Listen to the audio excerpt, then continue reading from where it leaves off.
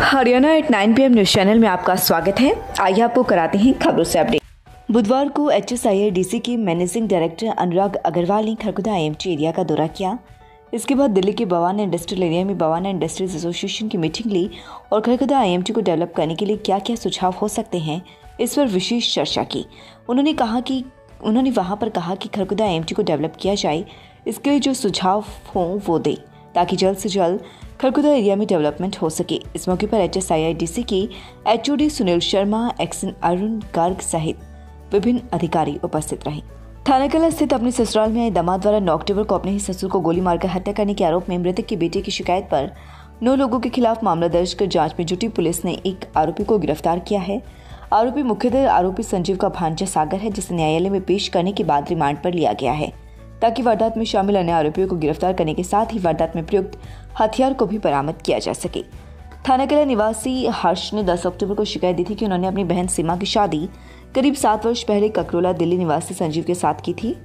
ससुराल पक्ष जहां सीमा को प्रताड़ित किया जा रहा था, वहीं कई बार पैसों की मांग भी की जा चुकी थी। 9 अक्टूबर को आरोपी संजीव सीमा को अपने साथ लेकर थानाकला उसके घर आया था। इसी बीच फिर से संजीव ने पैसों की मांग की तो उसके पिता रमेश ने खुद की आर्थिक स्थिति ठीक न होने की बात कही थी, लेकिन फिर भी कहीं से पैसों का इंतजाम करने का आश्वासन दिया था। रात को संजीव अपने ससुर के साथ एक कमरे में बैठा हुआ था। रमेश की बेटे हर्ष का कहना है कि देर रात संजीव की मां बीरो, बहन गीता, कविता व भांजे सागर, चिंटू व लवलीत के उनके घर पहुंच गए।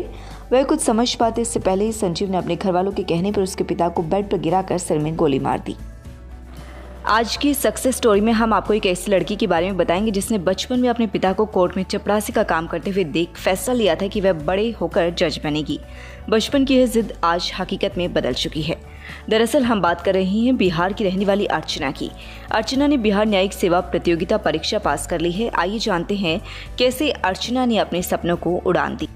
जिस कोर्ट में पिता ने चपरासी की नौकरी की, उसी कोर्ट की जज बनी बेटी। जाने पूरी कहानी। बचपन में देखा जज बनने का सपना।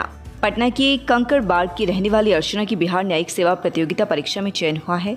साधारण से परिवार में जन्मी अर्चना के पिता गौरीनंदन सारण जिले के सोनपुर व्यवहार न्यायालय में चपरासी पद पर थे। अर्चना बताते हैं कि उनके पिता प्रतिदिन किसी न किसी जज का टहल बजाते थे। यह देखकर उन्हें अच्छा नहीं लगता था, इसलिए उन्होंने बचपन में ही ठान लिया था कि वे बड़े होकर जज बनेंगे। पटना यूनिवर्सिटी से की ग्रेजुएशन अर्चना ने शास्त्री नगर राजकीय उच्च विद्यालय से 12वीं और पटना विश्वविद्यालय से हायर एजुकेशन ली है। इसके बाद शास्त्री नगर राजकीय उच्च विद्यालय में वह छात्रों को कंप्यूटर सिखाने लगी। इसी बीच अर्चना की शादी हो गई, जिसके बाद अपने सपने को साकार करने के लिए उन्हें काफी संघर्ष करना पड़ा। शादीशुदा और एक बच्चे की मां होने के बावजूद उन्होंने अपना हौसला नहीं टूटने दिया। शादी के बाद टूट गई थी उम्मीद।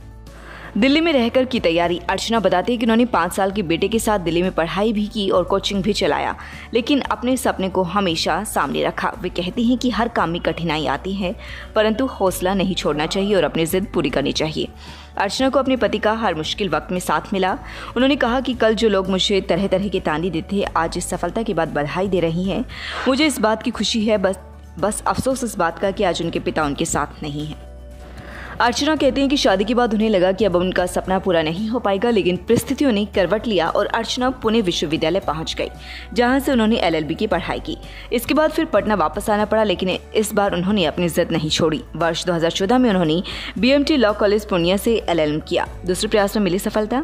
अर्चना ने अपने दूसरे प्रयास में बिहार न्यायिक सेवा में सफलता प्राप्त की। उन्होंने कहा कि जज बनने का सपना उन्होंने तब देखा था जब वह सोनपुर जज कोठी में एक छोटे से कमरे में परिवार के साथ रहती थी। छोटे से कमरे में मैंने जज बनने का सपना देखा जो आज पूरा हुआ है।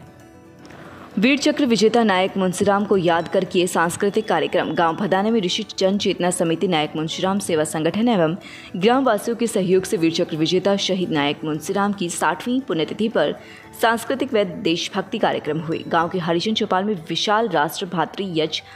गांव के विद्यार्थियों को खेल, शिक्षा, सांस्कृतिक, देशभक्ति, कविता, भाषण व अन्य क्षेत्रों में उपलब्धि हासिल कराने वाले लगभग 52 विद्यार्थियों को नगद राशि व समृद्धि चिन्ह देकर सम्मानित किया गया।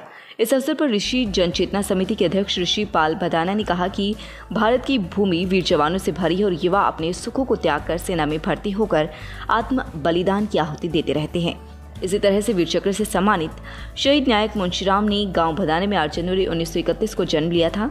18 दिसंबर 1947 को वे जाट रेजिमेंट बरेली उत्तर प्रदेश में नायक पद पर भर्ती होकर भारत चीन युद्ध 22 अक्टूबर 1962 को मातृभूमि की सेवा करते हुए 32 वर्ष की आयु में शहीद हो गई।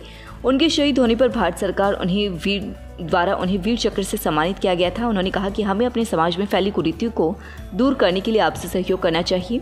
इस मौके पर कप्तान सिंह, डॉक्टर रोशन लाल आर्य, समरपाल आर्य, रितु शर्मा, मुकेश शर्मा, सोनू शर्मा, संदीप फौजी, सतवीर सूबेदार, महेंद्र, इंस्पेक्टर राम सिंह नायक, सूबेदार गिवर सिंह, जसमेर, जगबीर, ओमपाल, ताराचंद सहित अन्य गणमान्य व्यक्ति मौजूद रहे।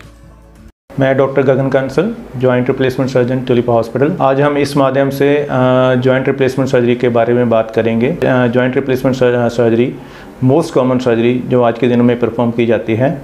जॉइंट रिप्लेसमेंट में सबसे ज़्यादा जो जॉइंट रिप्लेस किया जाता है वो नी है, घुटना है। जॉइंट रिप्लेसमेंट सर्जरी के बारे में कहा जाता है कि हड्डी को काटा और जॉइंट जोड़ को बदला गया। नॉर्मली ये ऐसा नहीं होता है। नॉर्मली होता क्या है, 3 हड्डियाँ जोड़ बनाती हैं, फीमर, टिबिया और पटेला। फीमर का जो लास्ट पार्ट है, जो पार्ट ख़राब हो जाता है, दोनों हड्डियों के पार्ट को काट के स्मूथ कर देते हैं। उस पर एक स्पेशल टाइप की कैप लगती है जिससे हड्डी आपस में टकराती नहीं और पेशेंट को पेन फ्री हो जाता है। ये जो कैप का मटेरियल होता है बहुत ही ड्यूरेबल टाइप का होता है, जिससे जो जॉइंट है, जो बदला हुआ जोड़ है, 15 से 20 साल आराम से चलता है। पेशेंट का लाइफस्टाइल प्रॉपर चेंज हो जाता है, वो अच्छे से चलता है, कोई पेन नहीं होता है। तो this is the most common performing surgery nowadays in India.